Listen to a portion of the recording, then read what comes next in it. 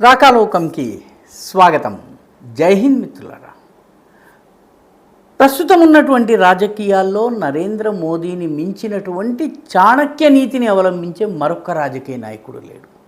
20 రోజులుగా cockroach Janata party చేస్తున్నటువంటి ఉద్యమము, ఆ ఉద్యమంలోకి రాజకీయ శక్తుల రంగప్రవేశము, సోనం వాంగ్చుక్ వంటి దేశ విదేశాల్లో గుర్తింపు ఉన్నటువంటి క్లైమేట్ యాక్టివిస్ట్ పేరిట చలామణి అయ్యే వ్యక్తి ఈ ఉద్యమంలో పాల్గొనడము, ఒక వర్గం మీడియా ఈ వార్తల్ని బాగా పెంచి పోషించడం, ఇదంతా కూడా 21 రోజులుగా జరుగుతోంది. ఆ తరువాత చలో పార్లమెంటు నిర్వహించి పార్లమెంటుని ముట్టడి చేసేటటువంటి ప్రయత్నం జరిగింది. ఇవన్నీ చూస్తుంటే ఏదో ఒక పెద్ద పథకము వేసి మొత్తానికి ప్రభుత్వాన్ని ఎరకాటంలో పెట్టేటటువంటి ప్రయత్నం జరిగింది.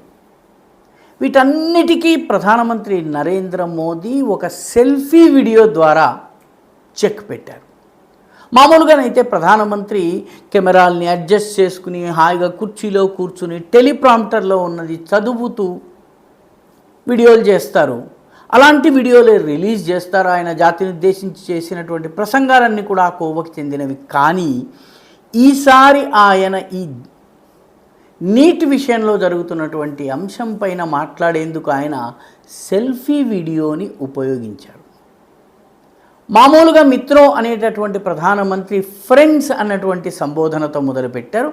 అంటే యూత్ని డైరెక్ట్గా అడ్రస్ చేసేటటువంటి వ్యూహము, యూత్ని డైరెక్ట్గా కలుసుకునేందుకు సెల్ఫీ మోడులో వీడియో తీయటము, మామూలుగా ఈ ల్యాండ్స్కేప్ రూపంలో కాకుండా పోర్ట్రేట్ ఏదైతే సెల్ఫీలు తీయడానికి ఉపయోగించేటటువంటి మోడ్లో ప్రధానమంత్రి చేయడంతో ఒక్కసారిగా ఈ వీడియో విలక్షణమైన వీడియో అయిపోయింది.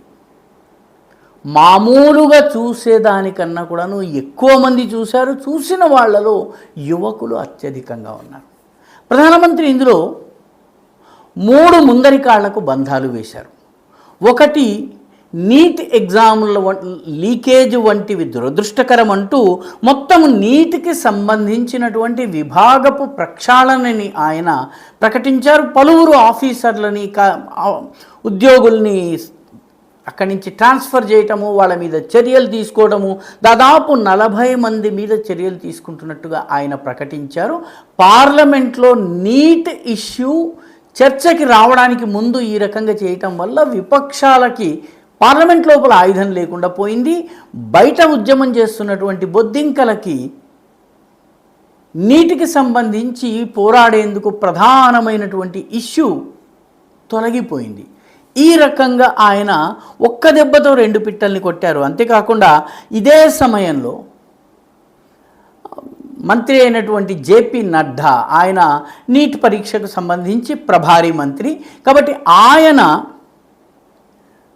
3-4 దఫాలుగా చర్చలు జరిపారు. ఈ చర్చలు న్యూట్రల్ ప్లేస్లో జరగాలని వాళ్ళంటే కాన్స్టిట్యూషనల్ క్లబ్ ఏదైతే పార్లమెంట్ని ఆనుకుని ఉంటుందో అందులో సమావేశాలు జరిగాయి. ఈ సమావేశంలో వీళ్ళు ముఖ్యంగా బొద్దింకలు రైజ్ చేసినటువంటి 3 అంశాలని ఆయన అందులో 2 అంశాలని అంగీకరించారు. ఒకటి, కేసెస్ వాపస్ తీసుకుంటాం, ఎవరెవరిపైనైతే హింస చేయకుండా కేవలం ఉద్యమం చేసినట్టుగా ఉన్నారో వాళ్ళపైన కేసెస్ వాపస్ తీసుకుంటాము. రెండవది, ఉద్యమకారులపైన బలప్రయోగం చేయము.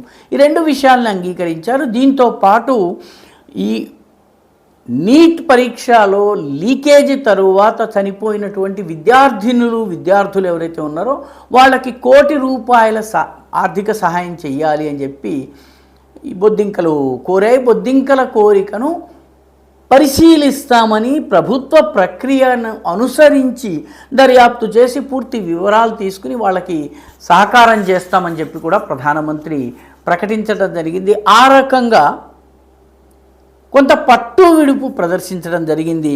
ఈ సమావేశమై బయటకి రాగానే ప్రభుత్వము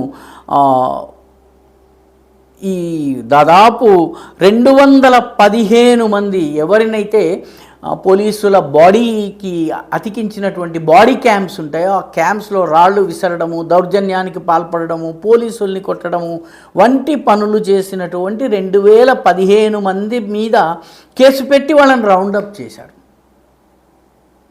వీళ్ళు చేసినటువంటి దౌర్జన్యాలని ఇప్పుడు ఈ కాక్రోచ్ జనతా పార్టీ వాళ్ళు కూడా సమర్థించలేనటువంటి సాక్ష్యాధారాలు చూపించి వీళ్ళ మీద కేసులు పెట్టారు. అంటే ప్రధాన నాయకుల మీద కేసులు ఉపసంహరిస్తూనే గూండా ఫోర్స్ ఏదైతే ఉందో, ముఖ్యంగా ఢిల్లీలోని ఈస్ట్ ఢిల్లీ నుంచి సీలంపూర్ వంటి ప్రాంతాల నుంచి వచ్చినటువంటి మతోన్మాద శక్తులు కానీ, జేఎన్యూ నుంచి వచ్చినటువంటి మావోయిస్టు మద్దతుదారులైనటువంటి వాళ్ళు కానీ ఎవరైతే ఉన్నారో అట్లాంటి 2015 మంది మీద కేసులు పెట్టడం జరిగింది. వీళ్ళందరూ హిస్టరీ షీటర్స్. ఇందులో కొందరి మీద ఉవాపా చట్టం మీద, అంటే ఉగ్రవాద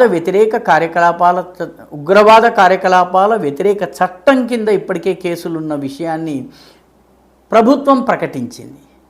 అంటే ఈ 2015 మంది ఎవరైతే ఉన్నారో వీళ్ళ మీద కేసులు ఉండబోతున్నాయి, తీసే పరిస్థితి లేదు. కానీ మిగతా ఉద్యమకారులు ఎవరైతే కేవలం తమ యొక్క ప్రొటెస్ట్ని తెలియజేయడానికి వచ్చారో వాళ్ళ మీద ఎటువంటి కేసులు ఉండబోవు. దీన్ని ప్రభుత్వాన్ని అంగీకరించింది. సేమ్ టైం మోదీ ఒక్క దెబ్బతోటి ఇటు కేజ్రీవాల్కి రాహుల్ గాంధీకి మధ్య ఆధిపత్య పోరుని ప్రారంభింపజేశారు. వాళ్ళిద్దరూ ఒకళ్ళపైన ఒకళ్ళు ప్రత్యారోపణలు చేసుకునేలాగా చేశారు. అదేవిధంగా సోనం వాంగ్చుక్కి అభిజిత్ దీప్కేకి మధ్య విభేదాలు వచ్చేలాగా చేశారు. ఎందుకంటే సోనం వాంగ్చుక్ చాలా కొద్ది రోజులుగా ఆయన మనసులో ఈ నిరాహార దీక్ష వల్ల ఎలాంటి లాభము లేదు, ఈ నన్ను నిరాహార దీక్ష చేయించి వీళ్ళు హాయిగా తింటున్నారు, ఠూస్కే ఖా రహే హై, అంటే పొట్టపగలా తింటున్నారు అన్నటువంటి మాటను ఆయన స్వయంగా వీడియోల్లో చెప్పినటువంటిది రికార్డులో ఉంది. కాబట్టి ఆయన తనకు నిరాహార దీక్షనిది విరమించుకోవడమే కాకుండా శాంతియుతంగా పోరాడండి, హింసకు తావివ్వకండి అని చెప్పి స్టేట్మెంట్ ఇచ్చారు.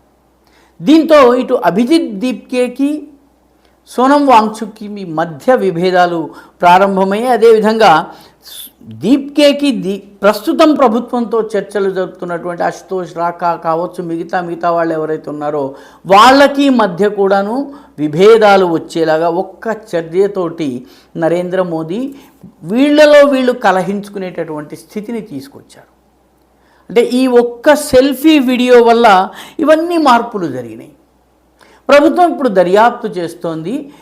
ఒక యాంటీ మోదీ రీల్ తయారు చేస్తే, బొద్దింకలకు అనుకూలంగా రీల్ తయారు చేస్తే 35,000 రూపాయలు ఇచ్చేటటువంటి ఏర్పాటు జరిగింది. అలా 35,000 రూపాయలు తీసుకున్నటువంటి వాళ్ళ యొక్క వివరాల్ని సేకరిస్తోంది. అందులో కొందరు ఇప్పటికే క్షమాపణలు కూడా చెప్పారు. కాక్రోచ్ జనతా పార్టీ 3 PR సంస్థలకి భారీ మొత్తాన్ని చెల్లించి ఈ పనిని చేయించడానికి, రీల్స్ తయారు చేయించడానికి వాళ్ళని నియోగించింది ప్రచారం కోసం. ఇప్పుడు వాటన్నిటిని కూడా ఎక్స్పోజ్ చేయటం జరుగుతోంది. దాంతో ఒకవైపు కాక్రోచ్ జనతా పార్టీ నిజస్వరూపాన్ని ప్రజలకు చెప్పడము, వాళ్ళ మధ్య ఉన్న విభేదాల్ని బయటకు తీసుకుని రావడము, పార్లమెంట్లో దీన్ని ఇష్యూ కాకుండా చేయటంలో ఈ సెల్ఫీ వీడియో ద్వారా చాలా కీలకమైనటువంటి ప్రకటనలు చేయటము, ఇటు విద్యార్థులతో చర్చలు కూడా జరపడం, వాళ్ళ నోటి నుంచే హింసను వ్యతిరేకించేటటువంటి స్టేట్మెంట్స్ ఇప్పించడం, ఇలా మోదీ ఒక్క సెల్ఫీ వీడియోతో ఈ రకంగా మొత్తము వాతావరణాన్ని మార్చారు. కాక్రోచ్ జనతా పార్టీ ఉద్యమం జరుగుతోంది, కానీ ఇప్పుడు ఇది దేశవ్యాప్త ఉద్యమం అయ్యేటటువంటి సూచనలు లేవు. రెండవది, రాళ్ళు విసిరి ధ్వంసానికి పాల్పడి పోలీసుల్ని కొట్టినటువంటి 215 మంది నేరపూరిత చరిత్ర ఉన్న వాళ్ళని వదిలేది లేదన్నటువంటి స్పష్టమైనటువంటి సంకేతాలు పంపించారు. పర్యవసానంగా ఉద్యమంలో ఇలాంటి ఎలిమెంట్స్ ఎవరైతే ఉన్నారో వాళ్ళందరూ వెనకడుగు వేసేలాగా ప్రధానమంత్రి చేయగలిగారు.